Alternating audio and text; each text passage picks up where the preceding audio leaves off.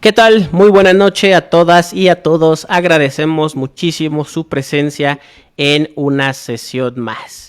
Diego, agradecemos porque, como podrán haber visto en la publicidad y como pueden ver en la transmisión, tenemos una invitada muy especial esta noche. Ya es una consentida de la afición de ustedes porque la cátedra que nos ha impartido en temas de derecho familiar, en temas de violencia familiar, en los congresos internacionales que hemos tenido, en los cursos en los cuales ustedes han formado parte, pues ya habla por sí sola toda esa cátedra magnífica que nos ha brindado.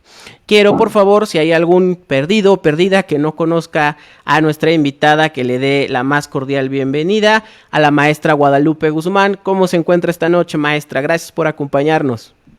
Maestro Roy, pues sumamente contenta, agradecida por la invitación. Siempre es un gusto compartir foro con usted y bueno, compartir un poquito de los conocimientos que manejamos sobre derecho de familia. Es un gustazo.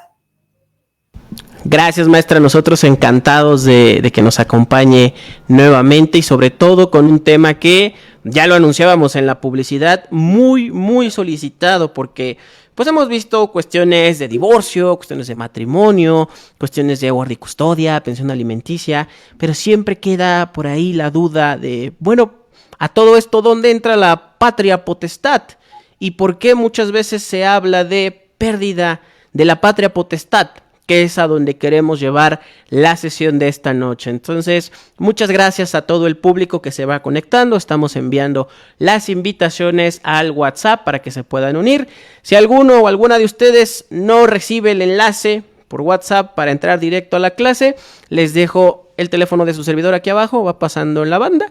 Simplemente mándenme un WhatsApp que diga: licenciado, quiero entrar a las listas de difusión de WhatsApp. No hacemos grupos, es lista de difusión, que es otra modalidad de WhatsApp, y de esa manera ustedes recibirán cada que haya clase en vivo la notificación. Entonces mándenme por favor el mensajito si desean unirse a estas listas, y si ya no quieren recibir los enlaces por la razón que sea, nada más basta con que me borren de sus contactos.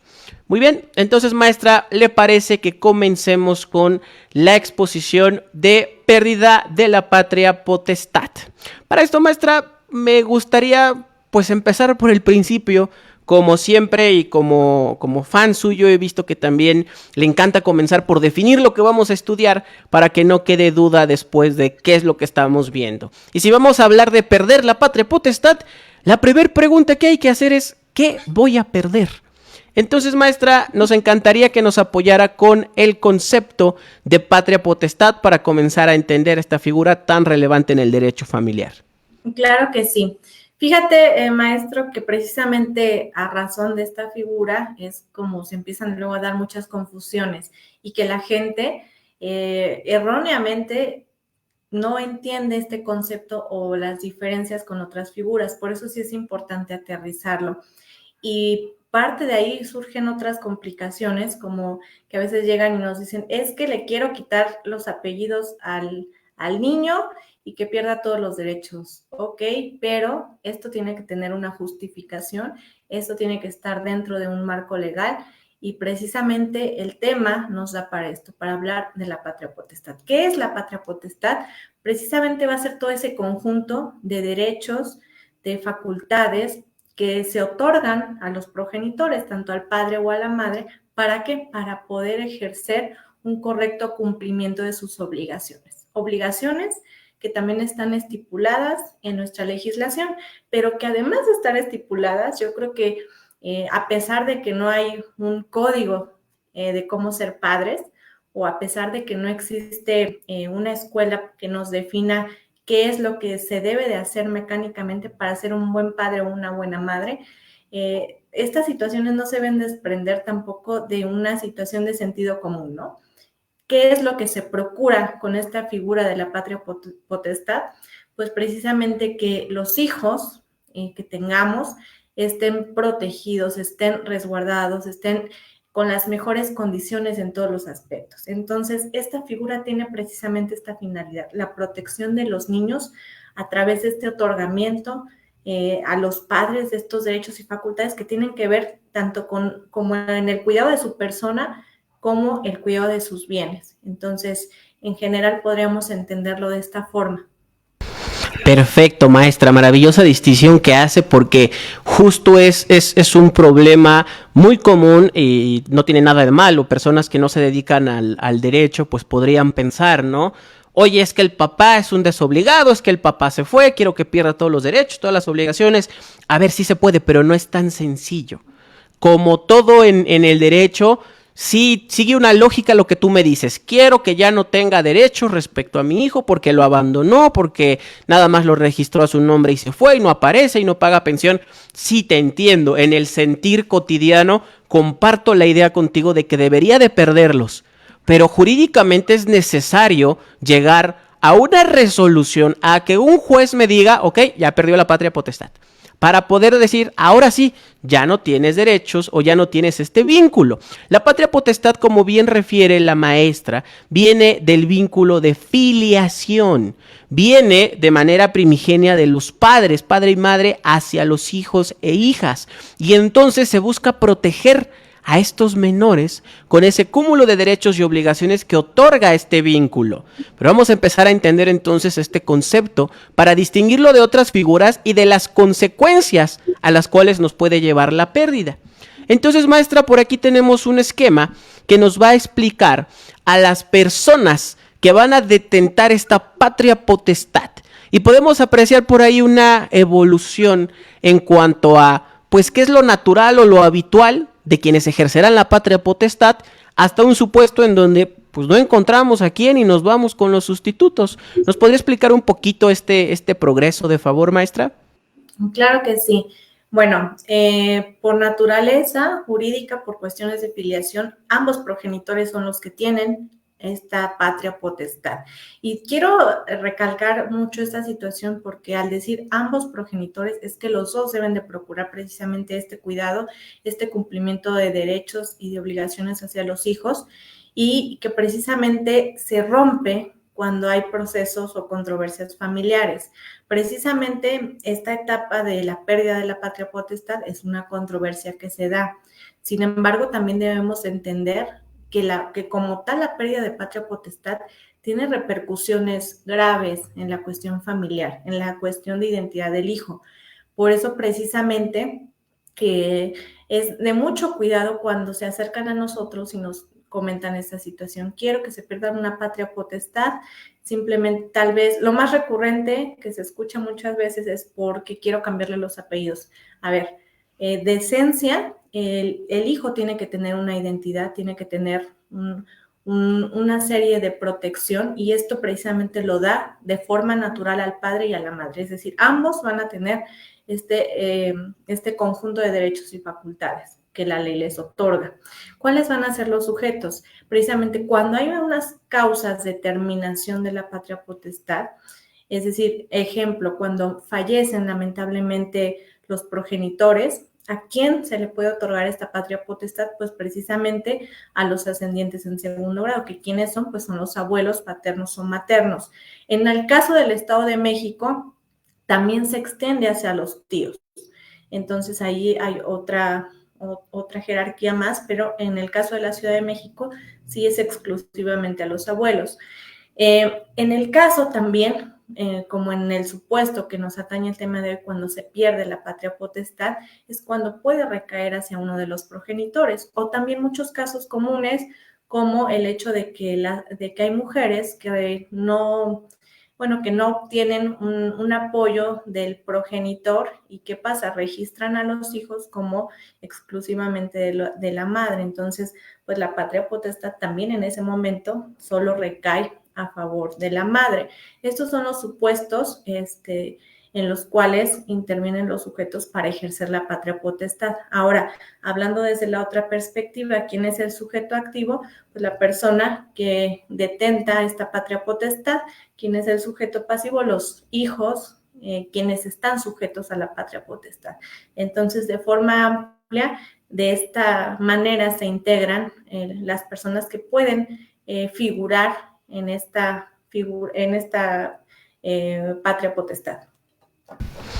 Muy bien, maestra, muchísimas gracias. Aquí tenemos entonces ilustrada esa progresión de que pues al principio lo tienen los dos, A lo mejor uno la pierde por alguna sentencia, que lo veremos más adelante, como bien menciona, o porque fallece lamentablemente, que también nos ejemplificó, o fallecen ambos. ¿Y qué hacemos? Pues tenemos que acudir, como en el caso de alimentos, otra vez a la filiación, a ese vínculo que nos va a unir con otros familiares. Para eso está el tema de la división de grados y de parentesco, para que si llegan a faltar los dos que inmediatamente tenían ese cúmulo de derechos y obligaciones, pues pueda pasar en una segunda o tercera instancia a estos sujetos sustitutos, si es que pudiéramos llamarle de esa manera, maestra.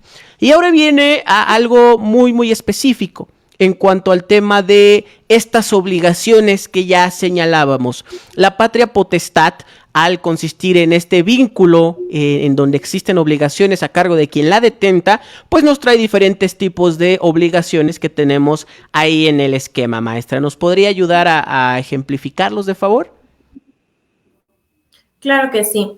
Bueno, ¿cuáles son esas obligaciones precisamente al hablar de niños, de hijos que dependen de sus padres? Bueno, precisamente de darles un entorno estable, un sano desarrollo.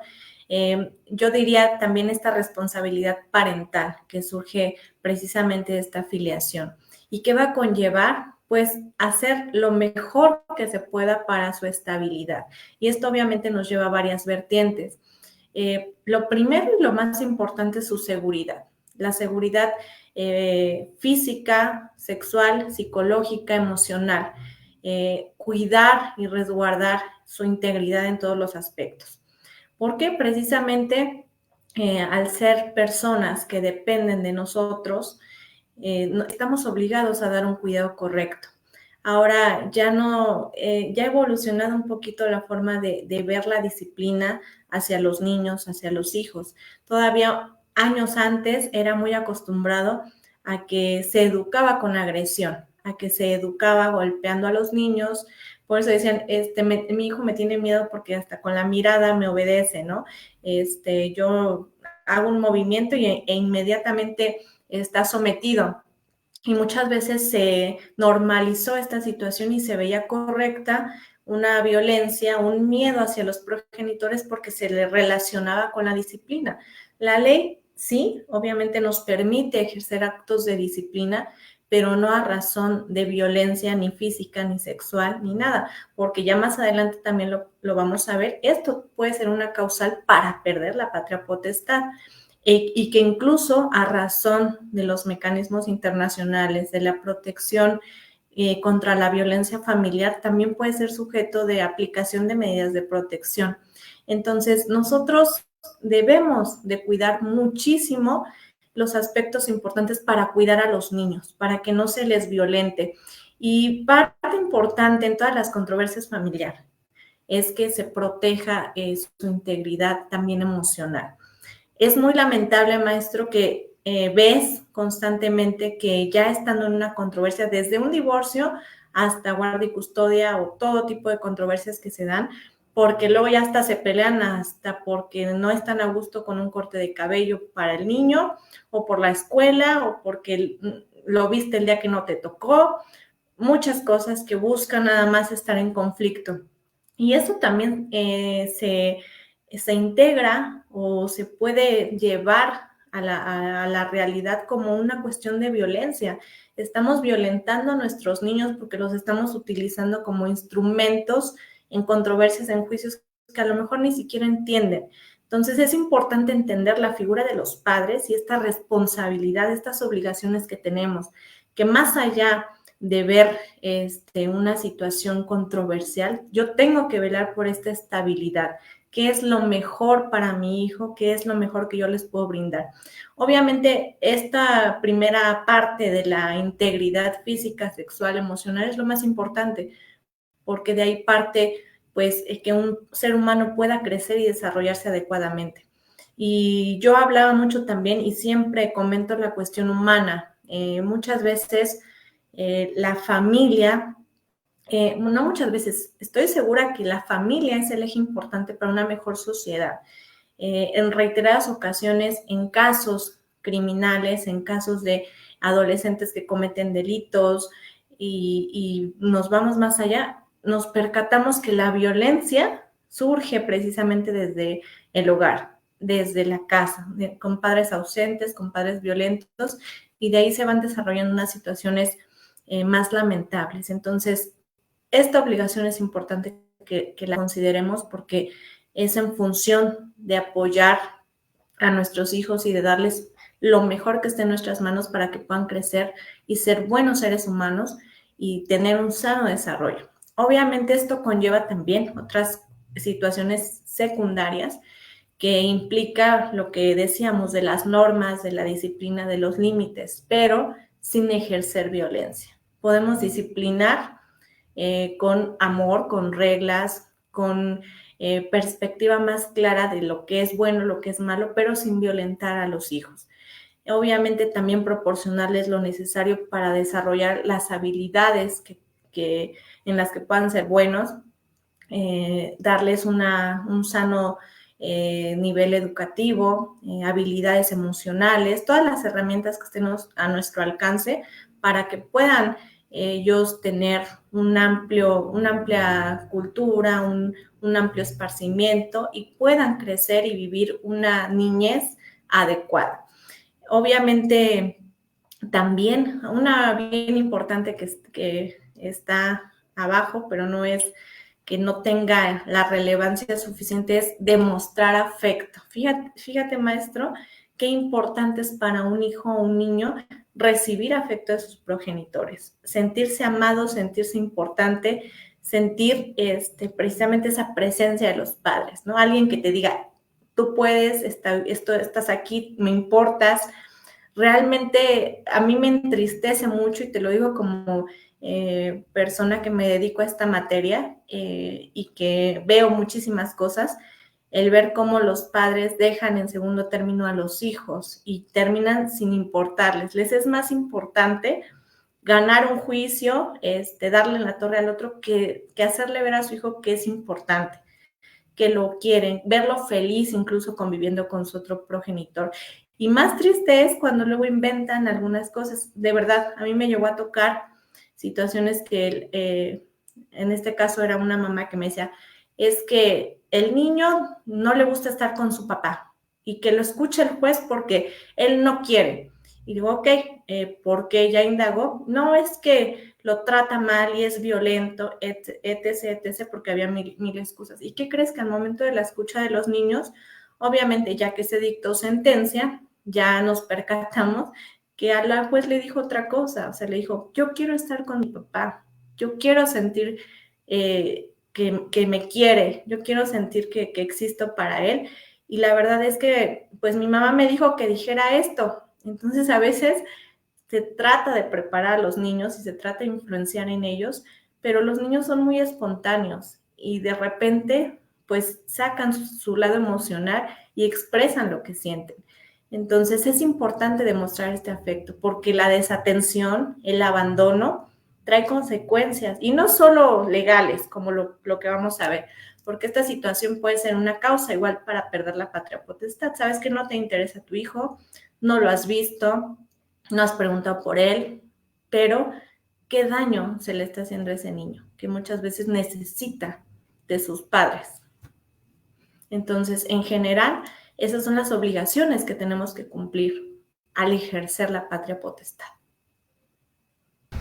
Muy bien, maestra, muchísimas gracias. Es en verdad muy importante esa voz de la experiencia que usted tiene en la rama para compartirnos estas situaciones que de verdad resultan lamentables y sobre todo el destacar esta última parte ya en conjunto de lo que usted mencionaba. A ver, estas obligaciones de educar, de brindar seguridad, de dar buenos hábitos, de establecer lineamientos, solamente que tienen cierto límite. Y como usted lo mencionaba, a lo mejor al final el cómo estás educando a tus hijos, pues en realidad se llama violencia familiar. Y tú no lo sabías, porque el código, al menos en la Ciudad de México, es clara. No puedes utilizar la violencia como método para educar según tú. Y esto pues desata muchísimas críticas en la actualidad, sobre todo de personas adultas que pretenden minimizar y normalizar esas conductas de, ay, si a mí me pegaron, yo le voy a dar a mi hijo con la chancla, yo le voy a dar sus zapes, le voy a dar sus nalgadas, sus pellizcos, porque mírame, a mí me criaron así y estoy bien. Pues no estás bien. estás normalizando la violencia en contra de un niño o una niña. Un ser que ni de chiste te puede competir en fuerza física, que está sometido a lo que tú le digas y todavía caes en temas de ejercer violencia física en contra de ellos, pues no es normal y es delito. Y aunque no lo queramos ver así, aquella persona que actualmente esté golpeando a sus hijos para educarlo, está cometiendo un delito. Y podría ser, en su caso, denunciado, procesado y perder la patria potestad, que es a lo que vamos a llegar al final.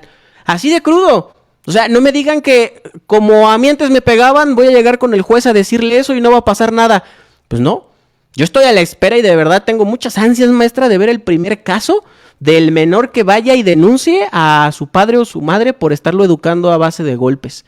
Y que en verdad tengamos una sentencia en materia penal en donde se determine la culpabilidad de esta persona y se le sentencie.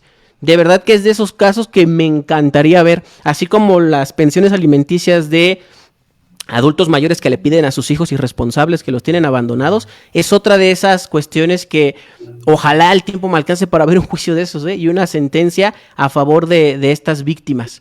Porque en verdad es triste que se sigan normalizando estas conductas amparados con el tema de, pues soy su papá, soy su mamá y lo estoy educando. Entonces, entendamos lo que acaba de exponer la maestra y entendamos estos límites que son bien importantes también a la hora de querer llevar a controversia alguna situación del orden familiar. Maestra, esta parte de las obligaciones también llevan consigo no solamente partes emocionales o afectivas o de lazos de crianza y educación, también trae consecuencias patrimoniales importantes. ¿Por qué? Porque sabemos que un menor de edad, pues a pesar de tener capacidad de goce, no tiene capacidad de ejercicio plena. Y entonces la cuestión patrimonial viene a tomar un papel bien relevante cuando nos preguntamos, bueno, ¿qué papel tienen los que detentan la patria potestad respecto al patrimonio de menores? ¿Nos podría explicar un poquito lo que viene en este esquema, maestra, de favor? Claro que sí, maestro. Bueno, parte importante es precisamente la cuestión patrimonial de los niños, ¿no? Es una situación delicada también porque nosotros debemos de cuidar de ese patrimonio a razón de proteger estos derechos de los que estamos hablando. Entonces, ¿qué obligaciones vamos a tener respecto al patrimonio que ellos tengan? Obviamente, administrarlos. En el caso tal vez de bienes inmuebles, va a ser importante que nos adecuemos a la legislación de cada entidad. Hay algunas especificaciones que en el caso de bienes inmuebles, pues no se puede arrendar por una temporalidad mayor de 5 años. En el caso también, porque ya hay adolescentes que trabajan, recordemos que también pueden ejercer actividades económicas, claro, con apego a la ley del trabajo, sin violentar sus derechos, y hay algunas regulaciones especiales precisamente relativas a la forma en que pueden trabajar.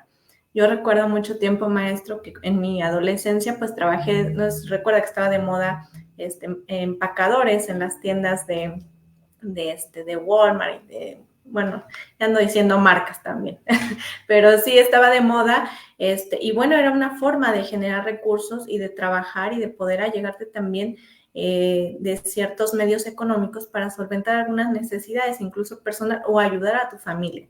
Entonces, ¿qué es lo que pasa? Bueno, este adolescente con ese patrimonio, pues los padres tienen también esta facultad de poder ayudarlo a administrar, de poder cuidar los recursos, más no llegar a un punto de explotación, ¿no? Estos recursos no deben de ser utilizados, digámoslo así, para beneficiar. Por ejemplo, en el caso del Estado de México, que vamos a ver también más adelante, una de las causales también de la pérdida de la patria potestad es, por ejemplo, obligarlos a la mendicidad o obligarlos a trabajar precisamente para que esos recursos pues los pueda obtener o puedan ser de beneficio para mí.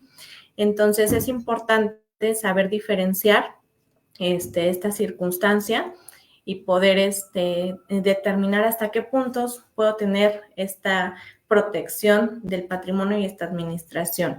Obviamente estoy imposibilitado también para venderlos o grabarlos en detrimento de su patrimonio. Se supone que si yo estoy cuidando pues mi obligación es mantenerlos de una forma adecuada o incluso acrecentarlos y protegerlo para que pueda, no sé, tal vez servir incluso en un futuro para una situación de incremento patrimonial para él, para una cuestión de cubrir sus gastos posteriores escolares, etcétera.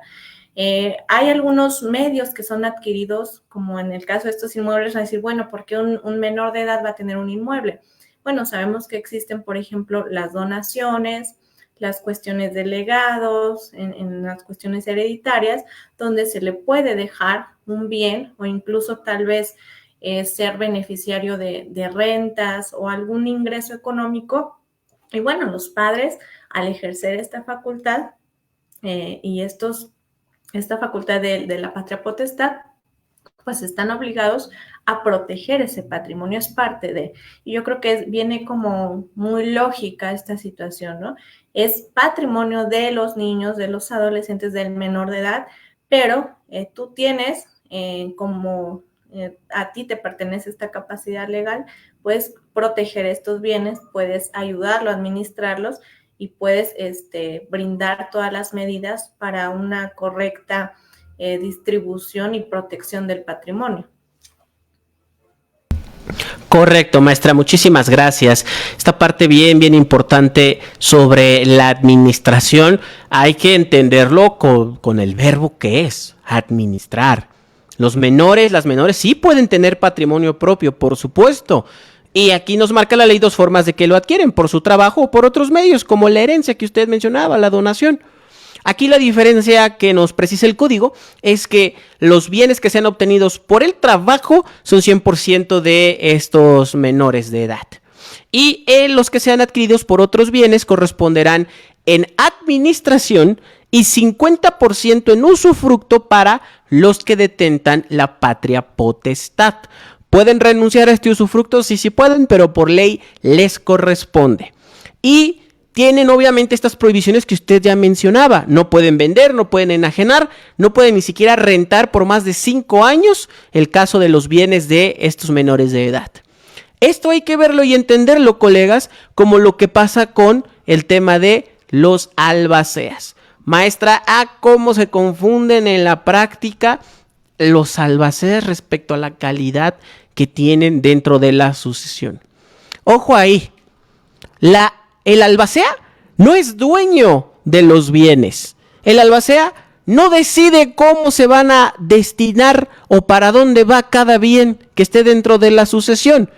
El albacea es un mero administrador y representante legal de la sucesión. Punto. Más que un honor o una retribución, es una chamba. Y también ser administrador de bienes de menores. Entonces no se confundan. Que tú tengas la patria potestad de un menor que tiene bienes, no te hace dueño ni copropietario, ni te da poderes especiales para vender o para meterle una hipoteca a un bien inmueble. Lo que te da es trabajo. Administrar y punto. Y la facultad de administración no incluye disponer al 100%. Esa facultad está reservada para el nudo propietario. ¿Vale? Entonces, importante esta distinción, este símil con los albaceas para que no se me sigan confundiendo en la práctica y no crean que tienen calidades que pues no tienen. Ahora, maestra, una pregunta bien importante a resolver. ¿Qué es lo que pasa si los progenitores se separan? Porque usted ya nos comentaba al principio, pues la patria potestad de manera natural, habitual, la detentan papá y mamá o ambos progenitores. ¿Qué sucede cuando se separan para efectos de la figura de la patria potestad? ¿Se divide a la mitad? ¿La pierde alguno de los dos? ¿Qué es lo que pasa con esta figura, maestra? Bueno, yo aquí, maestro, te pondría el ejemplo. Hay un hijo en un matrimonio. Si los dos ejercen la patria potestad, podría decir, ¿qué hacemos ahora con el hijo, no? O sea, si nos estamos separando físicamente, porque es bueno, independientemente de las consecuencias emocionales, psicológicas, porque sí conlleva una separación o una desintegración de familia, todas estas consecuencias, una situación emocional, una situación psicológica, pero ¿qué pasa con el hijo? ¿Nos lo dividimos a la mitad o qué? ¿Te lo llevas tú y mitad tú, me quedo yo con la otra mitad para poder ejercer la patria potestad? No, precisamente de aquí surge la confusión y la situación donde dicen, bueno, es que, ¿qué va a pasar con este niño? Bueno, hay una circunstancia específica que la ley nos contempla. En los casos de separaciones, una sola de las personas va a detentar la guarda y custodia. ¿Qué significa esto? ¿O qué implica esto? Que obviamente el niño no lo podemos repartir entre los dos y el niño no se puede cambiar su núcleo, su estabilidad y no puede, tiene que tener esta certeza, esta protección. Entonces, uno de los dos progenitores debe de tener el cuidado de este niño. Esto no implica que el hecho de que en una separación uno de los dos lo vaya a cuidar, vaya a estar con él o vaya a habitar con él, quiere decir que tenga todos los derechos inherentes a él, porque en la mayoría de las separaciones, y es algo que en lo particular a mí me molesta mucho, las personas que detentan la guardia y custodia se creen dueños o dueñas de los niños. Entonces creen que pueden limitar este ejercicio de la patria potestad. Y esta patria potestad yo siempre la ejemplifico con un pastel. La patria potestad es todo, todos estos derechos, estas obligaciones, estas facultades. La guardia y custodia solamente es una rebanada del pastel, una función específica donde uno de los dos va a cuidar a ese niño, se va a hacer responsable de estar habitualmente con él, pero eso no quiere decir que el otro progenitor que no tenga esta guardia y custodia no tenga ya derechos sobre el niño, no puede intervenir en sus actividades escolares, no tenga derecho a saber a qué médico visita cuando se enferma, qué necesita, que no pueda llevarlo al parque, no pueda llevarlo al cine, porque sí es cierto que al momento de la separación los jueces tienen que delimitar por protección y precisamente para evitar mayores controversias, porque por lo regular es la cuestión del pleito, qué días te toca o incluso para la propia protección del niño, ¿no? Que no esté como de aquí para allá, decir, bueno, vamos a designar un horario habitual para que conviva con el progenitor que no tiene la guardia y custodia.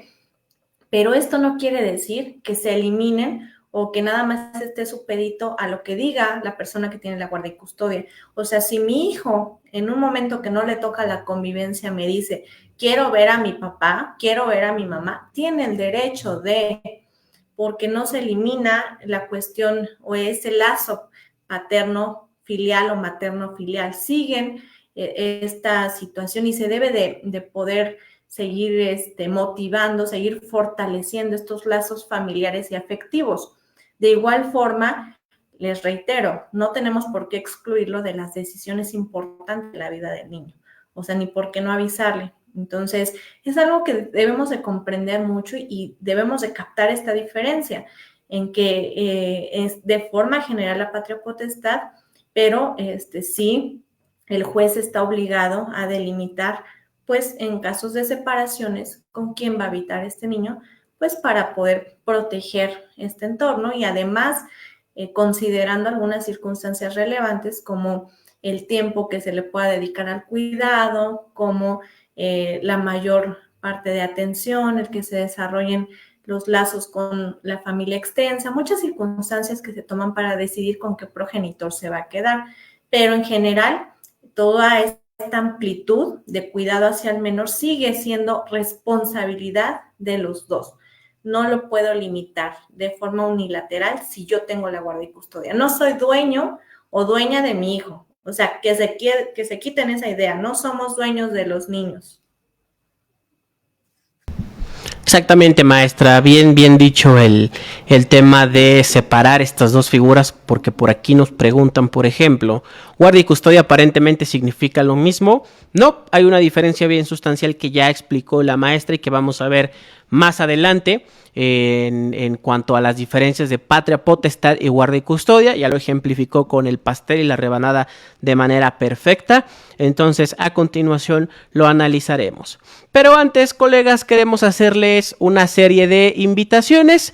Primero que nada, hacerles la invitación a que se puedan inscribir a los cursos que la maestra va a estar impartiendo, en los que va a estar participando, que los pueden ver ahí en pantalla. Maestra, le cedo el espacio para que usted nos dé fechas, nos dé detalles y más sobre estos cursos bien interesantes también en materia familiar que tiene para nosotros.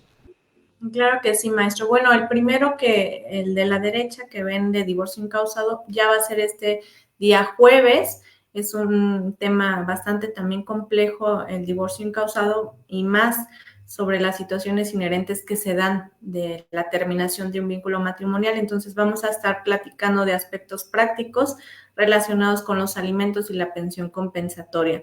De igual forma, el curso que ofrece a través de CAFIN Asesores es un curso presencial que vamos a estar dando 3 sábados continuos a partir del sábado 1 de mayo. Entonces, bueno, ahí está la atenta invitación. La suscrita va a hablar del juicio oral familiar, así como del procedimiento de violencia familiar. Entonces, pues gracias, maestro, por la apertura para poder compartir respecto a estos cursos en los que voy a participar. La información está ahí en los banners. Muchísimas gracias, maestra. Aquí tienen los números de WhatsApp dentro de los propios flyers para que se puedan inscribir. Ahí tienen en el curso de divorcio incausado el 56 21 19 16 52. Como pueden ver, la maestra es un referente en materia familiar, entonces hablar de divorcio incausado, tema de pensión compensatoria y alimentos, seguro será un deleite para todas las personas que asistan, y también sus jornadas de derecho civil y familiar con la licenciada Erika Calixto. También les hacemos la invitación para que se puedan inscribir. De parte del suscrito, quiero invitarlos este sábado 25 de marzo a las 4 de la tarde. Vamos a tener un curso de 4 horas de derecho de familia.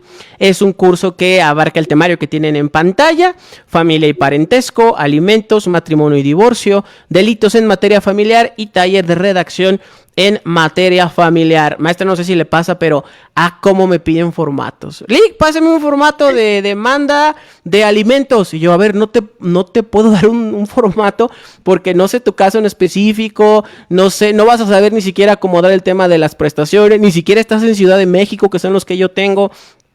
Es un relajo el que pidan vender o regalar formatos por todas estas cuestiones, y además que considero que es irresponsable el darle un formato a alguien que ni siquiera ha entendido el fondo del asunto. Entonces, en el curso tratamos primero los 4 puntos de fondo, de tema de teoría, de analizar la figura de los alimentos, del divorcio y demás, y ahora sí, taller de redacción. Les enseñamos a hacer sus escritos de demanda para cuestiones de alimentos, sus solicitudes de divorcio, y el curso obviamente incluye entregarles esos formatos. Pero ya que saben cómo usarlos, ya que estuvieron 4 horas ahí con nosotros aprendiendo el fondo y redactando sobre temas familiares, ¿vale?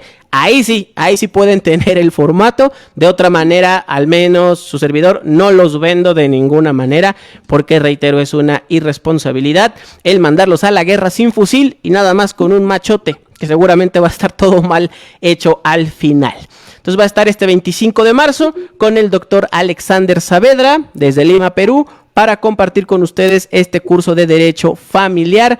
4 horas, como pueden ver, son temarios totalmente distintos, el que tiene la maestra y su servidor. Entonces, pues inscríbanse a los dos, porque así complementan de muy buena manera su formación. Maestra, ¿le parece si continuamos justamente con la pregunta que teníamos ahí en el aire? Guarda y custodia y patria potestad, ¿cuáles son sus diferencias concretas? ¿Por qué hablamos de que una es parte de la otra y en qué consiste precisamente esta integración, maestra? Sí, maestro. Bueno, primero reiterar que la patria potestad es de forma genérica, de forma amplia, estas facultades, estos derechos que sean relacionados con los hijos menores de edad, que conlleva precisamente el cuidado en general de todos los aspectos que ya comentamos, tanto en cuestión íntegra de lo que implica el ser humano, que conlleva el cuidado de un ser humano, como la cuestión inherente a su patrimonio y a las decisiones legales. Aquí es bien importante, por ejemplo, entender que como obligación de padres tenemos que cuidar todos estos aspectos. Ya alguna vez sonó bastante esta situación donde una pequeña estaba en riesgo de perder la vida y los padres, por una cuestión religiosa, decidían que no se realizara una transfusión sanguínea. Entonces, en esos casos es cuando precisamente debemos de reflexionar la función de esta figura y que es nuestra obligación aplicar todos estos mecanismos para su cuidado, para salvaguardar su vida, su integridad y pues es ahí donde incluso interviene el Estado, ¿no? En cuestión en que los niños se ven vulnerados en muchos aspectos y las decisiones importantes para cuidar su integridad, pues tienen que ser tomadas por una persona diferente. Entonces, en general, es este cúmulo. Ahora, de forma específica, ¿cuál es la diferencia con la guardia y custodia? Bueno, la guardia y custodia es una parte de una determinación que implica jurisdiccionalmente o voluntariamente determinar quién de los dos progenitores va a cuidar o va a habitar cotidianamente con el niño, con la niña o con el adolescente, en razón de que necesita pues necesariamente cuidados diarios de atención. Sabemos que un hijo requiere pues que lo lleves a la escuela, que le prepares de comer, que lo atiendas, que hagas la tarea con él. Entonces, parte de estas funciones de la guardia y custodia implican este ejercicio diario, es decir, con quién va a estar viviendo el niño, mayormente en cuestiones de separación. ¿Qué es lo que ocurre? Lo que yo les decía, puede ser a través de una determinación judicial, que es cuando hay una controversia, tanto el papá se lo quiere quedar, es yo quiero habitar con él porque yo puedo cuidar de él, porque yo le puedo dar todo lo que es necesario para un sano desarrollo, y la mamá también. Entonces es ahí donde entra y donde se le dice al juez, a ver, yo soy el más apto, yo soy el más idóneo para cuidarlo y le aporto los elementos probatorios que considere. Y la cuestión voluntaria, que es lo ideal, ¿no? Cuando hay un acuerdo de voluntades, una buena comunicación, un buen diálogo, bueno, nos sentamos ambos padres, si sabes que nuestra relación de pareja, de matrimonio terminó, pero nuestra relación como padres va a seguir, entonces vamos a ponernos de acuerdo, quién va a tener la guardia y custodia. Yo estoy consciente que a lo mejor la mamá fue quien todo el tiempo del matrimonio estuvo a cargo de los hijos, entonces pues no tengo por qué quitarte esa función que has desarrollado hasta la fecha y que los hijos están acostumbrados a ese rol. Nos ponemos de acuerdo, ejecutamos, hacemos un convenio, lo hacemos valer a través de los medios pertinentes. Debo de decir que lo más adecuado es hacerlo en un centro de conciliación y mediación del Poder Judicial. Hay personal adecuado que nos permite establecer los puntos importantes para llegar a un convenio, o incluso si lo queremos hacer judicialmente, a través de un proceso judicial no contencioso o una jurisdicción voluntaria, como se llama.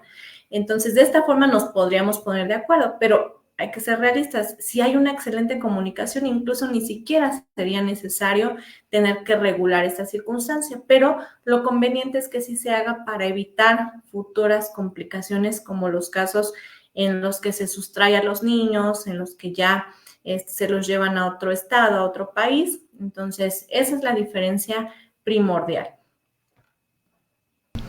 Excelente, maestra. Por aquí, en atención a lo que nos comenta, creo que viene mucho al caso este video viral de el señor que está fuera de juzgado celebrando la fiesta de cumpleaños de su hija, y él refiere en su canal y en este video que pues las autoridades, jueces, el propio DIF, el Ministerio Público han trabajado en conjunto con la madre que miente y que ha presentado denuncias por violencia familiar, y que por tal virtud tiene restringidas las visitas a realizarse en un centro de convivencias. Entonces, por eso debe de festejarle, aparte de manera de protesta, por supuesto, de visibilizar el problema que enfrenta, el visibilizar este tema de que pues se le está restringiendo en cuanto a estas convivencias, que son la otra parte de la guardia y custodia, ¿no? Ya mencionaba usted atinadamente hace rato, oye, pues si una persona se va a quedar al cuidado, va a tener a los menores, a las menores del diario, con los cuidados de ropa, calzado, bañarlos, llevarlos al doctor, darles de comer, limpiar la casa y todo esto, pues el otro aporta el tema de la pensión alimenticia, y ese otro pues tiene derecho a visitas y convivencias. Pero pues siempre y cuando no se vea mermado este derecho en virtud de una resolución que te diga no eres tan apto para tenerlos en convivencias porque pues aparentemente hay un tema de violencia familiar, y eso es lo que acontece en esta situación. Aquí el punto, maestra, y yo ya lo comentaba en un video, el punto triste es que uno de los dos miente, definitivamente. No vamos a pronunciarnos sobre quién dice la verdad y quién no, pero la realidad es que uno de los dos está mintiendo, porque la mamá lo acusa de violencia familiar y el señor dice, no, no es cierto, yo soy un buen padre, todo eso está manipulado. Uno de los dos dice mentiras. Para saber cuál habría que ver el expediente y ni así podríamos tener un criterio 100% cierto, pero la realidad es que uno está mintiendo y está perjudicando a la menor, en este caso que es una niña, la que aparentemente está en esta controversia. Entonces entender que ahorita aparentemente el señor no ha perdido la patria potestad, lo que tiene restringido es el derecho de visitas y lo tiene restringido en cuanto al tema de que hay una denuncia por violencia familiar que interpuso la madre por supuestamente haber violentado o cometer violencia en contra de la menor y en contra de ella misma. Por ahí usted vi que subió un videíto, maestra, también al respecto, creo que en TikTok. ¿Nos quiere comentar un poquito acerca de este caso? Sí, maestro, fíjate que no nada más en este caso, sino te he de decir que yo en la mayoría de casos que tengo ahorita a cargo son de hombres. Y he de decir también y he de reconocer que el camino es más complicado, precisamente porque sí, lo que yo alego mucho en estas circunstancias es que sí existen mecanismos de protección para vivir una vida libre de violencia, para proteger a personas que sufren o que son receptoras de violencia familiar. Pero el hecho de que existan no quiere decir que las usemos de una forma mal, de una forma en que de una protección caiga una sobreprotección judicial. A lo que voy es que tristemente en la mayoría de los casos, y es algo que yo también estoy investigando muy a fondo, es por qué desde un inicio, cuando se hace alusión a situaciones de violencia familiar, pero no nada más en decir, sabes que pues manifiesto que es violento y que me agredió y que me gritó, pero muchas veces estas manifestaciones ni siquiera están sustentadas con medio de prueba desde el inicio.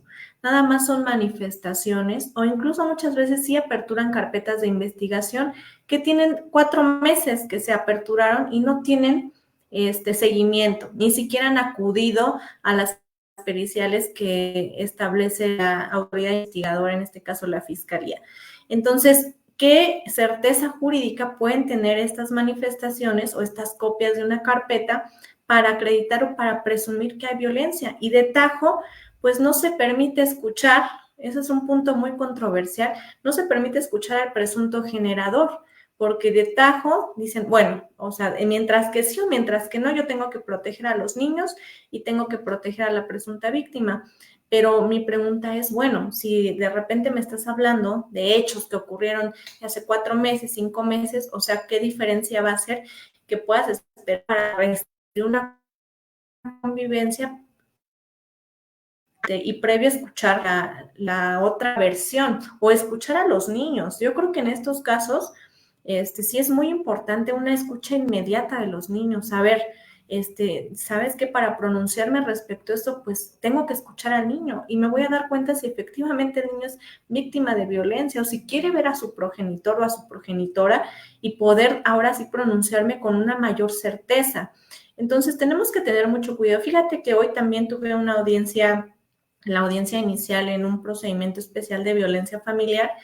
Y tristemente me percaté, ahorita el abogado ya abandonó a su clienta y de inicio, inició un proceso de violencia familiar y ocurre lo que te digo, hizo puras, nada más las manifestaciones y lo principal es que de tajo ya pedía, restricción del régimen de convivencias y pedía la pensión alimenticia. Entonces, yo ya dialogando en una etapa conciliatoria previa, me decía, pues vamos a llegar a un acuerdo y ya que se termine y que se decrete la pensión y todo. Entonces, ¿qué te das cuenta, maestro? Que la intención nada más era conseguir una pensión alimenticia y poder restringir de un inicio una convivencia, inventando cosas o situaciones de violencia familiar. Y eso es muy lamentable porque ya no nada más estás involucrando a la persona, al actor, a la madre o al padre que ejercita una acción, sino quiere decir que como abogado ya de tajo estás dando una mala asesoría y estás llevando a tu cliente a un procedimiento pues plagado de mentiras, ¿no? Y que finalmente si tu acción principal era demandar ¿por qué no iniciaste un juicio de alimentos? O sea, ¿por qué buscas esta situación y dañas a una familia, ¿no? Es muy lamentable y sí te puedo decir que he visto esta conducta reiterativa en muchos procedimientos y me he percatado de eso, que no existe violencia, pero como este procedimiento es muy bondadoso en el caso del Estado de México, de tajo te dan pensión, de tajo te otorgan medidas de protección, pues lo utilizan indebidamente. Y es ahí donde yo digo, ¿dónde está la responsabilidad? Como abogados también, como sociedad, donde precisamente estas figuras están entrando en controversia y están vulnerando estos derechos de los niños por una mala práctica del derecho, ¿no? Por esta utilización de figuras creadas para proteger a verdaderas víctimas de violencia familiar para dañar o perjudicar. Entonces, los más afectados son los niños. Y es muy triste que este padre pues no pueda convivir con su hija libremente, o que muchas veces dicen, es que tiene que ser en el centro de convivencias, pero pues hay que ser honestos, ¿cómo es un centro de convivencia? Sí están bonitas las instalaciones, pero ¿qué ves alrededor? ¿Ves policías? ¿Ves psicólogos? ¿Ves un núcleo cerrado? No puedes hacer actividades que a lo mejor a ti te gustan.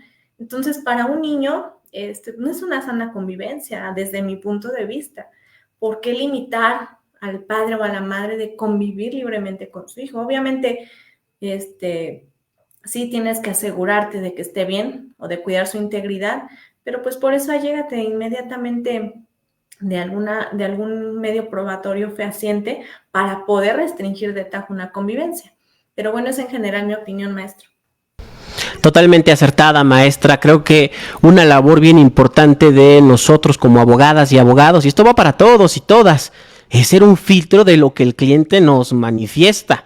Y es que la maestra tiene un TikTok muy gracioso al respecto de al redactar los hechos de tu demanda para divorciarte y empieza a redactar la canción de Ramito de Violetas, que su marido era el mismo demonio y ese tipo de cosas es bien común, ¿eh? El cliente llega y te empieza a narrar, no, es que su mamá y es que la cuñada bien metiche y él me grita groserías y me pega. Ok, el filtro como abogada y abogada es... ¿qué podemos probar? Yo te creo que eres víctima de violencia. Yo te voy a apoyar si eres víctima de violencia. Pero ¿qué sí podemos probar? La suegra metiche, la cuñada cizañosa, no tendría que ir ni nombrada en los hechos de mi demanda, ¿eh? Ni de guardia y custodia, ni de pensión, ni de divorcio. Y muchas veces ahí lo dejan. ¿Por qué? Para meter paja, para que esté más grande la demanda, para que traiga más hojas y justificar un cobro, o porque el cliente me dijo, a ver, el cliente te puede decir misa, pero es tu chamba el orientar esos hechos que te está dando hacia un punto jurídico que te sirva realmente. Lo que tú digas y no pruebes, no sirve, así de fácil. Y es bien triste que en juzgado se tome esta postura de que ya me dijo que es violencia, pues de alguna manera va a influir en mí para que dicte que las visitas sean en el centro de convivencias, o sean cada 15 días, o sea cada mes, o sea menos tiempo, y ni siquiera trae pruebas de violencia, ni siquiera levantó su denuncia. Si vamos a hacerlo bien, como dice la maestra. ¿Hay violencia de verdad? Ok, vamos a presentar la denuncia ante el Ministerio Público. Y con eso, con ese acuse, aunque no haya avanzado la carpeta todavía, la incluimos en la demanda, en el escrito inicial de demanda. Y le damos continuidad a la carpeta. Pero eso de poner por poner y de poner mi trágica historia de amor para hacer ver mal al otro, eso incluso, ya si se pone las pilas el otro abogado, podría caer en falsedad de declaraciones, ¿eh? Y abusado con lo que estés diciendo ante el juez y después no compruebes porque se te voltea. Todos esos tips de la práctica los vamos a tener en los cursos que les acabamos de enseñar, para que no estén redactando historias de amor y desamor que al final no trascienden y solamente les pueden perjudicar. Muy bien, maestra, ahora sí entramos al tema que veníamos. Tuvimos que recorrer un largo camino, pero ya estamos aquí. La pérdida de la patria potestad. En la Ciudad de México, maestra, se nos marcan 4 causales. Usted por ahí también nos va a abonar con el tema de la legislación del Estado de México, pero cuéntenos un poquito, ¿por qué causas se puede perder la patria potestad? Bueno, como bien se señala en esta estructura, la primera es la muerte de quien ejerce la patria potestad. En estos casos, como ya lo especificamos, se puede ejercer o puede tener esta patria potestad después de la muerte de los padres o de los progenitores, pues los ascendientes en primer grado, que son en este caso los abuelitos, y yo decía también que en el Estado de México se extiende hasta los tíos, es decir, en tercer grado colateral. Ahora, en estos casos, ¿qué tienen que hacer también los abuelos o los tíos que quieran tener esta patria potestad? Pues efectivamente, primero verificar el caso, porque recuerden que también en el caso de que exista una controversia de que a lo mejor ambos abuelos, o en el caso de que los abuelos maternos tengan al pequeño y quieran tener la patria potestad, bueno, tendrían que notificar en su caso al progenitor, al padre, si es que él todavía vive.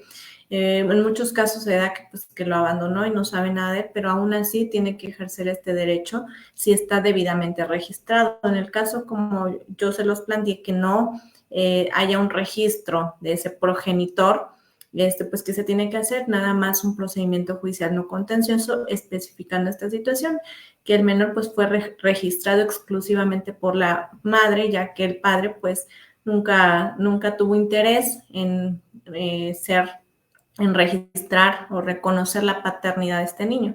Entonces ahí hay dos formas de poder ejercer la patria potestad, desviándome un poquito del tema.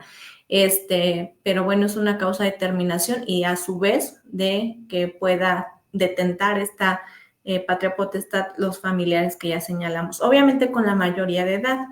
Estamos hablando de que cuando hablamos de niños menores de edad, pues hay una incapacidad legal y en estricto sentido necesitan quien represente sus intereses.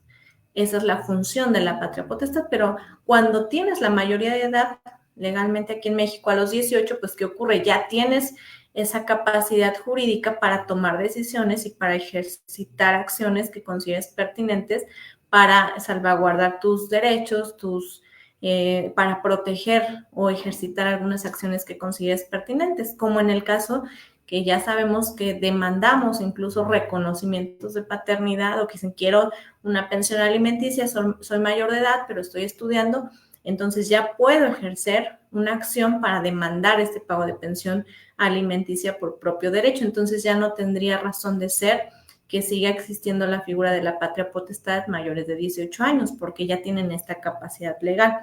Una adopción plena del hijo. Se supone, bueno, la legislación establece que ya al ejercer una adopción, pues se asumen las obligaciones, las consecuencias inherentes como un padre biológico. Entonces, legalmente, pues ya tienes esta función parental y por lo tanto también las obligaciones. Y en consecuencia, cuando se pierde la patria potestad y otra persona adopta al hijo, pues esta persona es quien va a ejercer la patria potestad, pero primero se debe de perder. Esto es muy recurrente y nos lo piden o todavía solicitan mucho esta situación de que es que quiero cambiarle los apellidos al hijo. Ya no quiero que se llame como ese desgraciado que me abandonó y que no supimos nada del bueno. Sí, pero no es tan sencillo. Recordemos que la patria potestad es una figura muy sensible de protección a los derechos de los niños. Entonces, para que se dé su pérdida, sí tiene que haber elementos y pruebas idóneas y fehacientes que también ahorita vamos a ver de forma rápida. Pero primero se tendría que perder esa patria potestad y entender que esto va a conllevar situaciones pues complejas en la cuestión familiar, en una ya total desintegración y que también no lo hagamos por mero capricho, es decir, no porque ya tengo una nueva pareja y ya le quiero poner los apellidos del niño, que es muy recurrente, ya le quiero cambiar todo su entorno, ya que si ya quítele los apellidos, no, o sea, tiene que haber una causa justificada y posterior a esa pérdida de la patria potestad puede darse una adopción, pero hay que ver el caso en particular y también considerar que los niños tienen derecho a saber precisamente su origen biológico y que imagínense también, porque también me ha pasado, déjenme decirles que luego llegan y dicen, es que ya se le cambió o se ordenó por resolución judicial una adopción y luego se divorcian de esa nueva pareja y quieren volverlo a hacer. O sea, no es un juego, los niños no son un juego, su origen, su identidad no es un juego, o sea, no los vas a cambiar como cambias de pareja. Eso tiene que estar debidamente fundamentado y tiene que ser a razón de una estabilidad en todos los aspectos, jurídica y de protección a los niños. Obviamente por resolución judicial, entendiéndose que debe de existir causas que la ley contemple para perder la patria potestad, que ahorita vamos a ver, y que a su vez, una vez acreditado fehacientemente e idóneamente que ocurrió esta causal, pues se va a determinar la pérdida de la patria potestad por un órgano jurisdiccional. Entonces, en general es así. Excelente, maestra. Y esta resolución judicial es justamente a lo que queremos llegar. Por ahí nos preguntan en el chat, sí, pero ¿cuáles son las causas que pueden llevar a esta pérdida? Es lo que tenemos en el siguiente esquema y son las causales que tenemos aquí. Condena judicial, violencia familiar, incumplir alimentos 90 días, abandono mayor a 3 meses, sentencia por delito doloso, sustracción o retención del menor. Como pueden ver, son todas causales que básicamente atentan en contra de la integridad de los bienes jurídicos tutelados del menor o de la menor. Condena judicial, pues que haya una resolución en donde se te condena que pierdes la patria potestad. ¿Y por qué causas? Bueno, porque ejerciste violencia familiar contra el menor. Y es en donde entra la parte que platicábamos de educar con violencia. Cuidadito con que te vayan a denunciar y a condenar por estarle dando nalgadas y pellizcos a los niños o a las niñas, porque aquí ya entra como violencia familiar.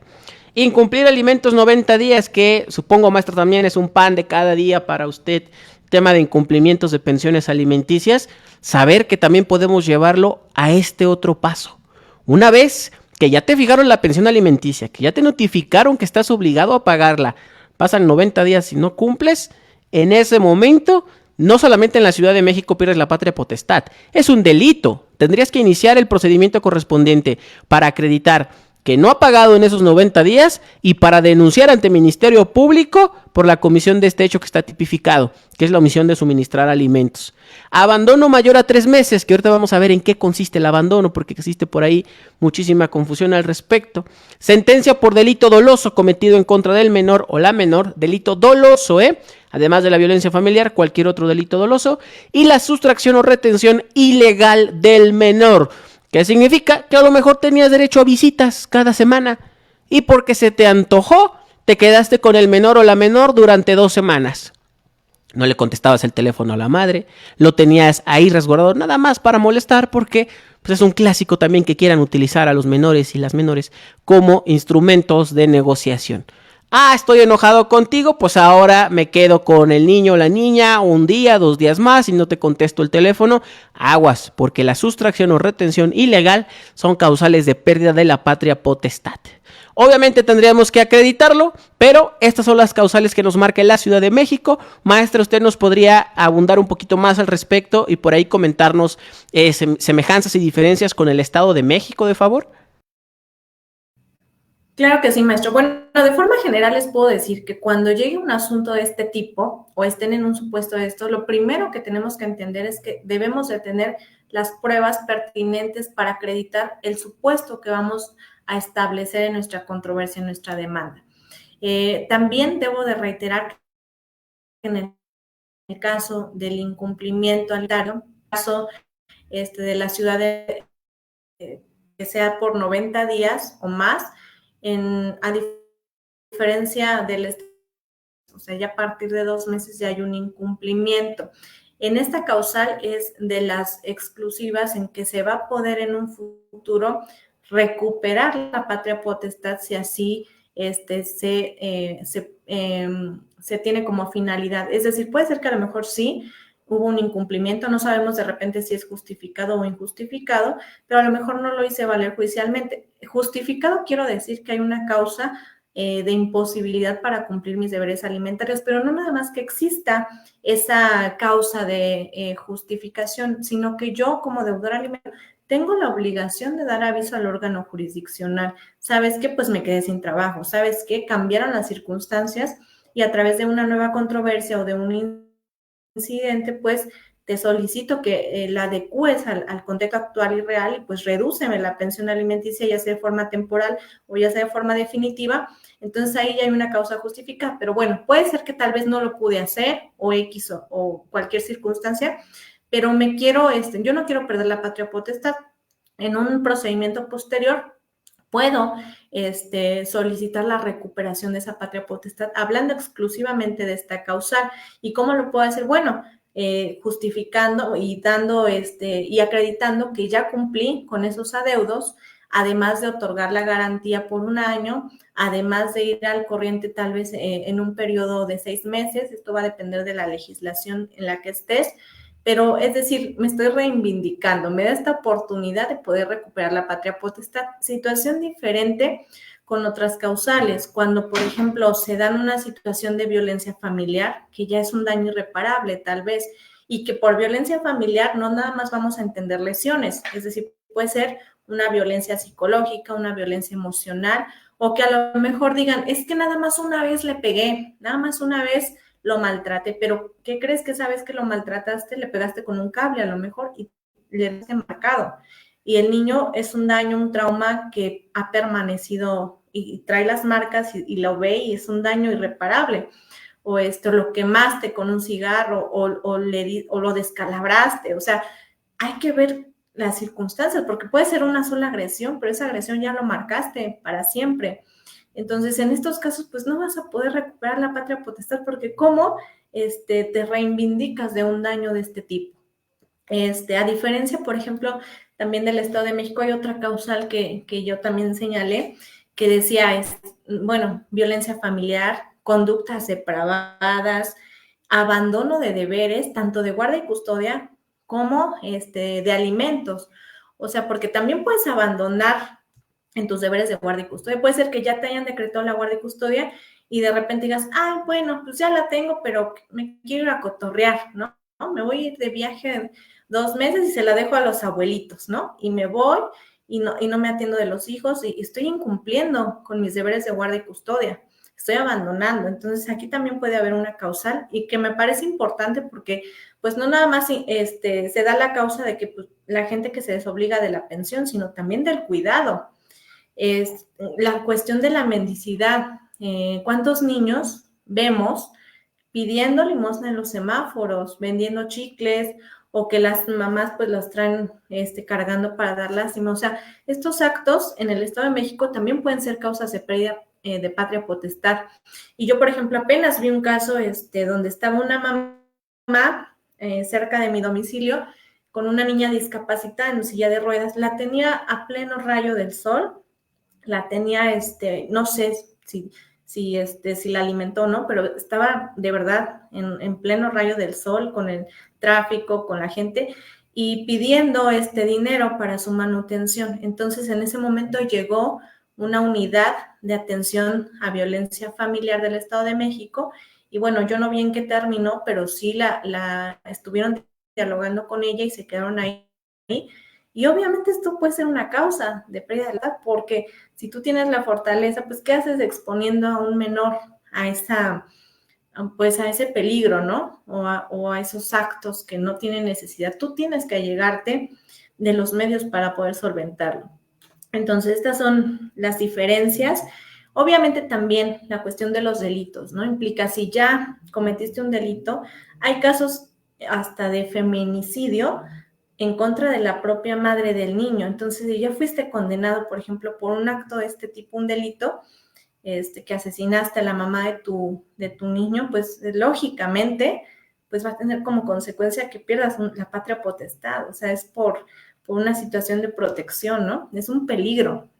Entonces, sí debemos de ver bien la situación, de ver en qué está parado la situación del niño, el contexto y cómo lo podemos acreditar. Obviamente, si hay violencia familiar, pues tengo que adecuar mis pruebas a periciales en psicología, periciales médicas, a la carpeta de investigación. O sea, hay que irlos adecuando. Yo siempre los digo, no puede ser tan cuadrado en la cuestión probatoria, y como tú lo decías, maestro, no podemos meter un formato para decir, ya, con no, sino hay que entender primero el problema y hay que adecuarlo para ver cuáles van a ser mis hechos relevantes y cuáles son las pruebas idóneas para la causal que yo estoy señalando. Si estoy hablando de un incumplimiento de obligaciones alimentarias, pues, ¿qué tengo que hacer? Lo ideal es que exista una determinación jurisdiccional o un convenio donde se haya establecido la forma en que se va a pagar esa pensión alimenticia. ¿Qué quiere decir? Que ya está determinada en temporalidad y que sea líquida, o sea, ya se establezca un porcentaje, una cantidad, para que en su momento, si hay un incumplimiento, yo pueda decirle al juez, mira, se obligó a hacerlo en estos días, en estas horas y por esta cantidad. No lo hizo, lleva 5 meses y no ha pagado, entonces ahí se revierte la carga de la prueba al deudor alimentario. Ya no es necesario como que, pues, ¿cómo acredito que no ha cumplido? A ver, yo te estoy manifestando que él lo debía hacer así, no lo ha hecho, pues ahora le revierto la carga de la prueba, que él acredite que sí lo hizo, ¿no? Por eso es lo ideal así, porque si yo no inicié un juicio de alimentos, sí lo puedo hacer. También puedo decir, ¿sabes qué? Pues sí, no ha pagado alimentos, no hay una sentencia que lo obligue, un convenio, y no ha pagado, pero a lo mejor él puede decir, pues, ¿qué crees que sí pagué? Yo te lo di en efectivo y hay testigos, y entonces ahí hay una situación de un dicho contra otro dicho, no hay un elemento fehaciente que determine cómo se cumple esta obligación, entonces ahí va a ser más complejo, no va a haber tanto una fuerza probatoria suficiente para acreditar esta causal. Entonces es ahí donde tenemos que enfocarnos en qué es lo que está ocurriendo para adecuar nuestros medios de prueba. Si obviamente estoy hablando de que ya ha sido condenado, pues nada más tengo que presentar las sentencias o solicitar seguir en los oficios para que se acredite que ya fue condenado por 2 delitos dolosos, ¿no? Entonces hay que adecuarlo. Por ejemplo, en el caso también de abandono, yo diría que es el pleno desinterés sobre los hijos, ¿no? Lo que decíamos, un niño necesita atención, necesita cuidados, necesita de sus padres, pero cuando no hay el mínimo interés, cuando no hay una llamada, cuando no hay un cuidado, cuando no hay una visita, se va dando esta situación de abandono, el desinterés, ¿no? El cariño no correspondido.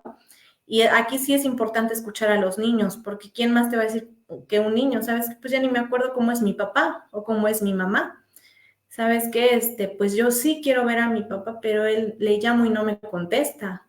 Le digo que venga por mí y me deja esperando. No se ha presentado a los centros de convivencia. Entonces ya ahí nos podemos percatar pues que efectivamente no hay interés por parte del progenitor en cumplir con estas obligaciones de las que ya platicamos. Totalmente, maestra, muy muy buena exposición de estas diferentes causales. Creo que hemos cumplido con el punto de explicar la parte teórica. Ojalá tuviéramos más tiempo porque lo que seguiría es obviamente hablar ya del procedimiento para tramitar la pérdida de la patria potestad, las etapas procesales, el tipo de juicio, la competencia, las pruebas idóneas, pero creo que si entráramos a eso, maestra, nos llevamos mínimo otras 2 horas porque me parece un tema bastante interesante. Pues yo creo que podríamos hacerlo en un curso precisamente, maestra, este tema. Bueno, para los que no sepan, la maestra y su servidor ya hemos colaborado en la impartición de cursos en materia familiar y es cierto que nos han solicitado hacer una parte 2 en donde se incluya precisamente reconocimiento de paternidad, pérdida de patria potestad, rectificación de actas de nacimiento y demás. Entonces vamos a platicarlo con la maestra, seguramente les traeremos en un futuro una segunda edición de este curso de Derecho Familiar con todos estos elementos y lo mismo que en el curso 1, vamos a establecer la parte teórica y la parte práctica en la redacción de los instrumentos, las demandas, en el tema de las audiencias, los tips prácticos que la maestra Guadalupe tiene para ofrecernos. Pero mientras tanto llega ese curso, les recordamos que tenemos ya en puerta estos cursos Divorcio Encausado con la maestra Guadalupe Guzmán el 23 de marzo a las 18 horas. Es hora de Ciudad de México, va a ser un curso en línea y también las jornadas de Derecho Civil y Familiar que va a tener con la licenciada Erika Calixto y la maestra Luz Gabriela. Entonces, no se pierdan por favor los cursos que la maestra tiene para ofrecer. Sus redes sociales, maestra, ¿cómo la pueden localizar los colegas por ahí en Facebook o en las redes que usted disponga? Sí, maestro, muchas gracias. Bueno, como Guadalupe Guzmán Abogada, ahí estoy. Me pueden encontrar en TikTok, en Instagram, en YouTube, en Facebook. Nada más así, denle buscar Guadalupe Guzmán, abogada, y seguramente les aparece ahí. Ahí constantemente subo contenido que espero sea de su interés. Gracias, maestro. A usted, maestra. Entonces ahí tienen las redes de la maestra y los cursos que ya tienen en puerta. 23 de marzo, pasado mañana, comienza Divorcio Encausado. No se lo pueden perder porque trata de temas de pensión compensatoria y juicio de alimentos. Entonces es un gozo ese curso, la verdad. Y de su servidor tengo para ofrecerles este curso del sábado. 4 horas, de 4 de la tarde a 8 de la noche, hora de Ciudad de México. Familia y parentescos, alimentos, matrimonio y divorcio, delitos en materia familiar y taller de redacción, en donde vamos a poder elaborar de la mano de ustedes en el grupo privado de WhatsApp y por Zoom el tema de escritos iniciales de demanda en tema de guardia y custodia, alimentos, solicitudes de divorcio y por supuesto al final de la sesión se van a ir con la grabación del curso, con su constancia firmada por los dos ponentes, el doctor Alexandre Saavedra desde Lima, Perú, y el tema de los formatos de los escritos que vayamos a desarrollar durante la sesión. No se lo pierdan, informes, ahí les dejo mi teléfono en la banda que va corriendo aquí abajo, su servidor Roy Stewart, y también en las redes me pueden encontrar como Roy Stewart para cualquier duda al respecto. Maestra, no nos queda más que agradecerle como siempre por sus maravillosas presentaciones, el público, las más de 200 personas que se quedaron hasta el final, de principio a fin, más de 200 personas están que se deshacen en elogios en el chat por sus explicaciones. Y están pidiendo ya la segunda parte del curso de Derecho Familiar. Entonces lo platicamos, maestra. Yo encantado de seguir colaborando con usted. Le agradecemos y le mandamos un abrazo de parte de toda la comunidad. ¿Algo que nos quiera decir para despedirnos, maestra? Sí, maestro. Finalmente, pues agradecerle infinitamente la invitación. Es un gustazo compartir con su foro. De verdad, muy agradecida por todos los comentarios. Quisiéramos ampliar y seguir hablando y hablando de experiencias porque el derecho familiar es así, es un mundo de interpretación, es un mundo de aplicación y aparte se lleva a la práctica de formas diversas dependiendo de la entidad, pero esperemos que con esto les hayamos dado las bases, la comprensión de la figura de la patria potestad. Y bueno, es un gustazo como siempre. No se pierdan de verdad también el curso del maestro Roy. Es importante, sigamos capacitando, es importante entender. Yo siempre he dicho eso, maestro, hay que entender las figuras antes de memorizar un artículo, antes de memorizar un concepto. Tenemos que entender la naturaleza jurídica y entender la aplicación para poderlo llevar a la práctica. No nada más es, como bien lo dijo, de utilizar un formato, porque los formatos son estructuras, pero nosotros como abogados tenemos que desarrollar las habilidades de plasmar en concreto y de ejecutar una acción y ofrecerlo e hilarlo con los medios probatorios correspondientes. Entonces, no se los pierdan. Ahí tienen la oportunidad de capacitarse. Muchas gracias, maestro, por la oportunidad. Le mando un fuerte abrazo. Igualmente a todos, que pasen una excelente noche. Muchas gracias, maestra, a toda nuestra apreciable audiencia. Les recordamos que en el canal tenemos clases gratuitas casi todos los días. Mañana vamos a tener la parte 5 del curso gratuito de Derecho Penal de 5 horas. Mañana ya por fin cerramos esa edición, nuestro quinto video. Y el día jueves, en exclusiva con el maestro Eduardo Arenas, Justicia para Adolescentes. Vamos a hablar del lamentable caso que acaba de acontecer en México con el fallecimiento de una menor de edad a causa de bullying, el tema del análisis de la ley de justicia para adolescentes y bueno, por ahí unas propuestas que trae el maestro Eduardo muy interesantes el día jueves, no se lo pierdan. En breve subimos la publicidad para esa clase gratuita. Les recordamos que el derecho es para todas y para todos y deseo que tengan una excelente semana. Cuídense, maestra, un abrazo, que estén muy bien, hasta luego.